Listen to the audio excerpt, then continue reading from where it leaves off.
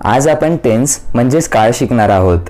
वाक्यातील क्रिया केव्हा घडते त्या क्रियेचा वेळ ज्या क्रियापदाच्या रूपावरून समजते त्याला काळ असे म्हणतात। वाक्यामध्ये क्रिया केव्हा घडते हे आपल्याला क्रियापदावरून त्याच्या रूपावरून समजते, त्याला टेन्स असे म्हणतात। Kinds of tenses. काळाचे प्रकार। काळाचे मुख्य 3 प्रकार पडतात, प्रेझेंट टेन्स, पास्ट टेन्स आणि फ्युचर टेन्स। या 3 काळांचे 4 उपप्रकार पडतात, असे एकूण 12 टेन्स आहेत। पहिला टेन्स आहे सिंपल प्रेझेंट टेन्स, याला मराठीमध्ये साधा वर्तमान काळ असे म्हणतात। सिंपल प्रेझेंट टेन्सच्या मराठी वाक्याच्या शेवटी त, तो, ते ही अक्षरे येतात। यांना काळ ओळखण्यासाठी लक्षात ठेवणे आवश्यक आहे।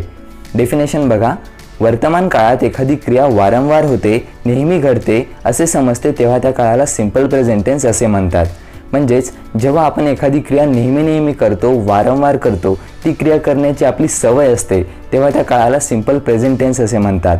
उदाहरण, सतीश पुस्तक वाचतो। पुस्तक वाचणे ही त्याची रोजची क्रिया आहे, ही क्रिया तो नेहमी करतो, त्याची ही सवय आहे। सतीश रीड्स अ बुक म्हणजे तो नेहमी पुस्तक वाचतो। सूर्य पूर्वेला उगवतो, ती स्वयंपाक करते। दुसरा टेन्स आहे सिंपल पास्ट टेन्स, याला मराठीमध्ये साधा भूतकाळ असे म्हणतात।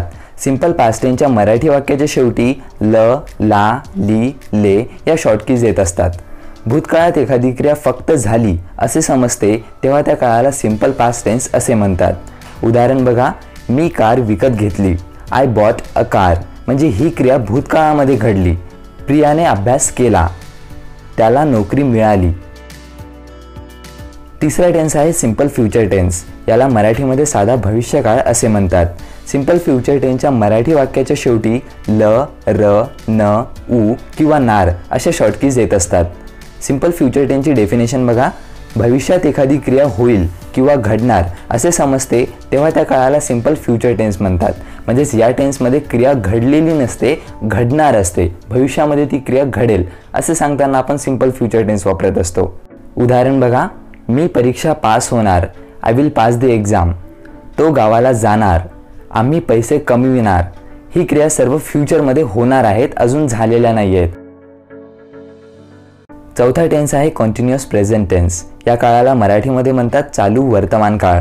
मराठी वाक्याच्या शेवटी त, आहे, आहोत, आहात ही अक्षरे येतात। या काळाची डेफिनेशन बघा, वर्तमान काळात एखादी क्रिया चालू आहे किंवा घडत आहे असे समजते तेव्हा त्या काळाला कॉन्टिन्युअस प्रेझेंट टेन्स असे म्हणतात। उदाहरण बघा, तो लिहित आहे, ही इज रायटिंग। या वाक्यामध्ये क्रिया घडत आहे, क्रिया चालू आहे, त्यामुळे हा टेन्स कॉन्टिन्युअस प्रेझेंट टेन्स आहे। दुसरे एक्झाम्पल, आम्ही क्रिकेट खेळत आहोत, we are playing cricket. Sir शिकवत आहेत, सर इज टीचिंग। पाचवा टेन्स आहे कंटिन्युअस पास्ट टेन्स, याला मराठीमध्ये चालू भूतकाळ असे म्हणतात। कंटिन्युअस पास्ट टेन्सच्या मराठी वाक्याच्या शेवटी त, होता, होती किंवा होते ही अक्षरे येतात। डेफिनेशन, भूतकाळात एखादी क्रिया घडत होती किंवा चालू होती असे समजते तेव्हा त्या काळाला कंटिन्युअस पास्ट टेन्स म्हणतात। उदाहरण, तो सकाळी क्रिकेट खेळत होता म्हणजे त्याची खेळण्याची क्रिया भूतकाळामध्ये चालू होती। तो सकाळी क्रिकेट खेळत होता, he was playing cricket in the morning. ती पुस्तक वाचत होती, रवी टीव्ही बघत होता। सहावा टेन्स आहे कंटिन्युअस फ्युचर टेन्स, याला मराठीमध्ये चालू भविष्यकाळ असे म्हणतात। कंटिन्युअस फ्युचर टेन्सच्या मराठी वाक्याच्या शेवटी त, असेल, असू किंवा असतील ही अक्षरे येतात। डेफिनेशन, भविष्यात एखादी क्रिया घडत असेल किंवा चालू असेल असे समजते तेव्हा त्या काळाला कंटिन्युअस फ्युचर टेन्स असे म्हणतात। उदाहरण, आजोबा बागेत जात असतील, grandfather will be going in a garden म्हणजे आजोबा भविष्यामध्ये जात असतील, त्यांची ती क्रिया भविष्यामध्ये चालू असेल। तो ऑफिसमध्ये काम करत असेल, ते इंग्रजी बोलत असतील। सातवा टेन्स आहे परफेक्ट प्रेझेंट टेन्स, याला मराठीमध्ये पूर्ण वर्तमान काळ असे म्हणतात।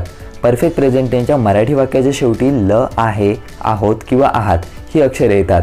डेफिनेशन, वर्तमान काळात एखादी क्रिया पूर्ण झालेली आहे, घडलेली आहे असे सांगण्यासाठी परफेक्ट प्रेझेंट टेन्स या काळाचा वापर केला जातो। उदाहरण, मी जेवण केले आहे म्हणजे माझी जेवण करण्याची क्रिया पूर्ण झाली आहे। आय हॅव टेकन डिनर, त्याने स्पर्धा जिंकली आहे, तो गावाला गेला आहे। आठवा टेन्स आहे परफेक्ट पास्ट टेन्स, याला मराठीमध्ये पूर्ण भूतकाळ असे म्हणतात। परफेक्ट पास्ट टेन्सच्या मराठी वाक्याच्या शेवटी ल, होता, होती किंवा होते ही अक्षरे येतात। डेफिनेशन, भूतकाळात एखादी क्रिया पूर्ण झाली होती असे समजते तेव्हा त्या काळाला परफेक्ट पास्ट टेन्स असे म्हणतात। उदाहरण बघा, तिने स्वयंपाक केला होता. शी हॅड कुक्ड म्हणजे स्वयंपाक करण्याची तिची क्रिया भूतकाळामध्येच पूर्ण झालेली होती. त्याने मला सांगितले होते. अजयने शर्यत जिंकली होती. 9वा टेन्स आहे परफेक्ट फ्युचर टेन्स. याला मराठीमध्ये पूर्ण भविष्यकाळ असे म्हणतात. परफेक्ट फ्युचर टेन्सच्या मराठी वाक्याच्या शेवटी ल असेल, असू किंवा असतील ही अक्षरे येतात. डेफिनेशन: भविष्यात एखादी क्रिया पूर्ण झालेली असेल असे सांगण्यासाठी आपण परफेक्ट फ्युचर टेन्स या काळाचा वापर करतो. उदाहरण: शिक्षकांनी हा धडा शिकवलेला असेल. द टीचर विल हॅव टॉट दिस लेसन. त्याने घर विकत घेतलेले असेल. आम्ही पैसे कमविले असतील. ह्या क्रिया भविष्यकाळामध्ये झालेल्या असतील असे सांगण्यासाठी आपण परफेक्ट फ्युचर टेन्स वापरतो. 10वा टेन्स आहे कंटिन्युअस परफेक्ट प्रेझेंट टेन्स. याला मराठीमध्ये चालू पूर्ण वर्तमान काळ असे म्हणतात. कंटिन्युअस परफेक्ट प्रेझेंट टेन्सच्या मराठी वाक्याच्या शेवटी पासून त, आहे, आहोत किंवा आहात ही अक्षरे येतात. डेफिनेशन: भूतकाळात एखादी क्रिया एका ठराविक वेळेपासून वर्तमान काळातही चालू आहे असे सांगण्यासाठी कंटिन्युअस परफेक्ट प्रेझेंट टेन्सचा वापर केला जातो. उदाहरण: सुमित 1 तासापासून टीव्ही बघत आहे. Sumit has been watching TV for 1 hour. Anil सकाळपासून व्यायाम करत आहे. ती 2 तासांपासून गाणे गात आहे. 11वा टेन्स आहे कंटिन्युअस परफेक्ट पास्ट टेन्स. याला मराठीमध्ये चालू पूर्ण भूतकाळ असे म्हणतात. कंटिन्युअस परफेक्ट पास्ट टेन्सच्या मराठी वाक्याच्या शेवटी पासून त, होता, होती, होते ही अक्षरे येतात. डेफिनेशन: भूतकाळात एखादी क्रिया एका ठराविक काळापासून सुरू होऊन भूतकाळातच एका ठराविक वेळेत होत होती असे सांगण्यासाठी कंटिन्युअस परफेक्ट पास्ट टेन्सचा वापर केला जातो. उदाहरण: तो कालपासून कार चालवत होता. He had been driving a car since yesterday. तू 2 दिवसांपासून काम करत होता. बाळ सकाळपासून रडत होते. 12वा आणि शेवटचा टेन्स आहे कंटिन्युअस परफेक्ट फ्युचर टेन्स. याला मराठीमध्ये चालू पूर्ण भविष्यकाळ असे म्हणतात. याची शॉर्टकीज आहे पर्यंत त प्लस असेल. डेफिनेशन बघा, भूतकाळात एखादी क्रिया सुरू होऊन ती भविष्यात एका ठराविक वेळेपर्यंत चालू राहील असे सांगण्यासाठी कंटिन्युअस परफेक्ट फ्युचर टेन्सचा वापर केला जातो.